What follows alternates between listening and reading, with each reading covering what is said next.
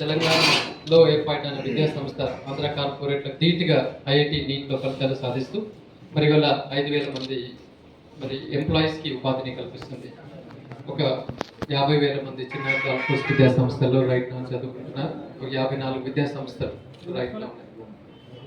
మరి విద్యా సంస్థల్లో మనం చక్కగా రాణిస్తూ ఎంప్లాయీస్ని ఎంతో చేస్తున్నాం. మనం తెలంగాణలో ఉన్న మరి గ్రాడ్యుయేట్స్కి, ముఖ్యంగా నిరుద్యోగులకి, ఉద్యోగులకి మనం ఇంకా ఏదైనా చేస్తే బాగుంటుంది అనే ఉద్దేశంగా సేవ చేయాలన్న మరి ఏకైక లక్ష్యంతో రాబోయే గ్రాడ్యుయేట్ ఎమ్మెల్సీ ఎన్నికల్లో పోటీ చేయడానికి నిర్ణయం తీసుకోవడం జరిగింది.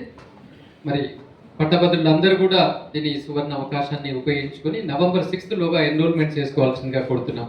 ముఖ్యంగా ఈరోజు ఇక్కడ రావడానికి ముఖ్య ఉద్దేశం ఏంటంటే ఎన్రోల్మెంట్ ప్రక్రియను స్పీడప్ చేయాలి. చాలామంది పట్టభద్రులకి యాక్చువల్లీ గ్రాడ్యుయేట్ ఎమ్మెల్సీ ఎన్రోల్మెంట్ గురించి తెలియకపోవచ్చు అన్న భావంగా మనం ముందుకు వస్తున్నాం. సో గ్రాడ్యుయేట్ అంటే అందరూ ఉద్యోగులు, నిరుద్యోగులు, ఉద్యోగులలో కూడా ఈవెన్ ప్రైవేట్ ఉద్యోగులు అనుకున్న డాక్టర్స్, ఇంజనీర్స్, మనం డిగ్రీ చదివిన ప్రతి వాళ్ళు కూడా దీనికి అర్హులు. మరి లాస్ట్ ఇయర్ ఆల్రెడీ నాకు ఓటు హక్కు ఉంది అన్న వాళ్ళు కూడా మళ్ళీ ఫ్రెష్గా ఎన్రోల్ చేసుకోవాల్సిన అవసరం ఉంది. 2021 మరియు దానికంటే ముందు డిగ్రీ పూర్తి చేసుకున్న వాళ్ళందరూ కూడా దీనికి అర్హులు. 2021 అండ్ బిఫోర్ అంటే ఒక ఈ 3 సంవత్సరాలు 22, 23, 24 వాళ్ళకి ఎలిజిబిలిటీ లేదు. మిగతా దానికంటే ముందున్న వాళ్ళకి అందరికీ కూడా ఎలిజిబిలిటీ ఉంది. సో దీనికి మనకు కావాల్సింది ఏంటంటే ఒక ఆధార్ కార్డు జిరాక్స్, తర్వాత degree memo or provisional certificate xerox, ఒక కలర్ ఫోటోగ్రాఫ్. తర్వాత ఇది ఏం చేయాలంటే ఎవరైనా కూడా సిస్టమ్ ఉండి ఇంటర్నెట్ ఉన్న వాళ్ళు మనం ఆన్లైన్లో మనమే అప్లై చేసుకోవచ్చు. అప్లై చేసిన తర్వాత సబ్మిట్ చేసిన తర్వాత ఒక నంబర్ వస్తుంది. ఆ నెంబర్ని ఫామ్ మీద వేసి ఈ 2 జిరాక్స్ కాపీలను అటెస్టేషన్, గెస్టెడ్ ఆఫీసర్ సిగ్నేచర్ చేత అటెస్టేషన్ చేపించి దీన్ని మనం ఎంఆర్ఓ ఆఫీస్లో, కన్సర్న్ ఎంఆర్ఓ ఆఫీస్లో సబ్మిట్ చేయాలి.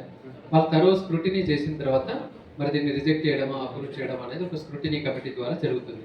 కాబట్టి దయచేసి పట్టభద్రులందరూ కూడా మనం November 6th తర్వాత అయ్యో నేను ఓటు వేయలేకపోతున్నాను అని బాధపడకంటే November 6th లోగా అందరూ పట్టభద్రులు, లక్షలాది మంది పట్టభద్రులు ఈ 4 జిల్లాల్లో ఉన్నారు.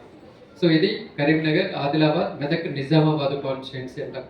మరి లక్షలాది మంది పట్టభద్రుల్లో లాస్ట్ ఇయర్ చూసుకున్నట్లయితే, లాస్ట్ టైం చూసుకున్నట్లయితే ఓన్లీ 1,97,000 మంది మాత్రమే ఎన్రోల్ చేసుకున్నారు. అండ్ 107,000 మంది ఓటింగ్లో పాల్గొన్నారు. ఇది మనం చాలా తక్కువ అని భావించవచ్చు. కాబట్టి ఈసారి ఎక్కువ సంఖ్యలో ఎన్రోల్మెంట్ చేయించాలనే ఉద్దేశంగా మేము పలు జిల్లాల్లో కూడా ప్రయత్నాలు చేస్తున్నాం. ఈరోజు ఇక్కడ గజ్వేల్లో కూడా మరి డాక్టర్స్ని, తర్వాత అడ్వకేట్స్ని, తర్వాత ఎంప్లాయీస్ని, అన్ఎంప్లాయీస్ని చాలా మందిని, సుమారుగా ఒక 2,000 మందిని ఈరోజు మీట్ చేయడం జరిగింది. మరి తిరుగుతున్నప్పుడు తెలుస్తున్నది రకరకాల సమస్యలు, నిరుద్యోగుల సమస్యలు మనం చెప్పాలి అంటే మరి చదివి డాక్టరేట్ చదువుతున్నారు, డబుల్ PhD చేస్తున్నారు, మరి అయినా పర్లేదు ఉద్యోగాలు రాలేకుండా మరి హైదరాబాద్ నుంచి ఇంటికి రాలేక మరి నానా ఇబ్బందులు పడుతున్న నిరుద్యోగులను చూస్తూ ఉంటే నిజానికి తప్పకుండా వీరి తరఫున మనం జీవితం అంకితం చేసినా కూడా నష్టం లేదనిపిస్తుంది. కాబట్టి మరి ప్రియమైన నిరుద్యోగ పట్టభద్రులారా, వేకెన్సీస్ చాలా ఉన్నాయి ప్రతి డిపార్ట్మెంట్లో. ఎక్కడ వెళ్ళినా కూడా మాకు ఓవర్లోడ్ వర్క్ అవుతుంది, వేకెన్సీస్ ఉన్నాయన్నారు. మరి నిరుద్యోగులు ఉన్నారు, ఇక్కడ వేకెన్సీస్ ఉన్నాయి. ఇది ఏమాత్రం కూడా కష్టమైన పని కాదు. కొంచెంగా దీనికి ఒక గట్టిగా పట్టుకునే ఒక మనిషి ఉన్నట్లయితే నిరుద్యోగ సమస్యలు తెలంగాణలో మనం రూపుమాపవచ్చు. కాబట్టి ప్రియమైన నిరుద్యోగ పట్టభద్రులారా, మీకు తోడుగా ఉంటారు. ఒక జాబ్ క్యాలెండర్ ఖచ్చితంగా వచ్చేటట్లుగా ప్రభుత్వంతో చర్చించడం, ఎవ్రీ ఇయర్ ఈ నెలలో నోటిఫికేషన్, ఈ నెలలో జాబ్ రిక్రూట్మెంట్, ప్రతి నెల ఒక నోటిఫికేషన్ వచ్చేలాగా చూస్తూ మరి లక్షలాది ఉద్యోగాలు మనం చేసుకోవచ్చు అని చెప్తున్నాం. ఇవాళ యూనివర్సిటీలో చూసుకున్నా కూడా డాక్టరేట్లు చాలా మరి కొరత ఉంది. ఏ యూనివర్సిటీలో చూసినా కూడా 30% కంటే ఎక్కువ ఎంప్లాయీస్ లేరు, ఫుల్ టైమర్స్. అంటే మరి ఎన్ని వేకెన్సీస్ యూనివర్సిటీలో ఉన్నాయి.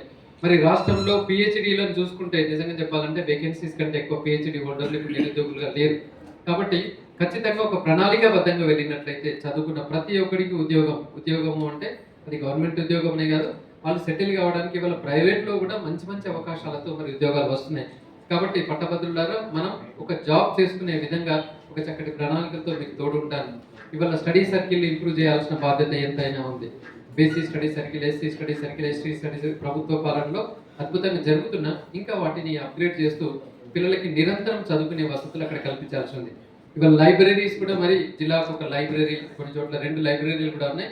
వాటిని కంప్లీట్గా ఈ లైబ్రరీగా మార్చుతూ మనం ఆల్మోస్ట్ 24 hours వైఫై కనెక్షన్ ఇస్తూ మనం ఉన్నట్లయితే పిల్లలు వల్ల పుస్తకాలు వెతుక్కొని చదవడం కంటే సిస్టమ్ ముందు కూర్చొని మరి ఆన్లైన్లో పుస్తకాలను చదువుకునేది ఈజీగా ఉంటుంది. కాబట్టి మన తెలంగాణలో ఉన్న లైబ్రరీలను మనం ఈ లైబ్రరీలుగా కన్వర్ట్ చేసుకొని వైఫై కనెక్షన్ 24 hours ఇచ్చినట్లయితే పిల్లలు ఎక్కువ సంఖ్యలో ఇంకా లైబ్రరీస్ వెళ్ళడానికి అవకాశం ఉంటుంది.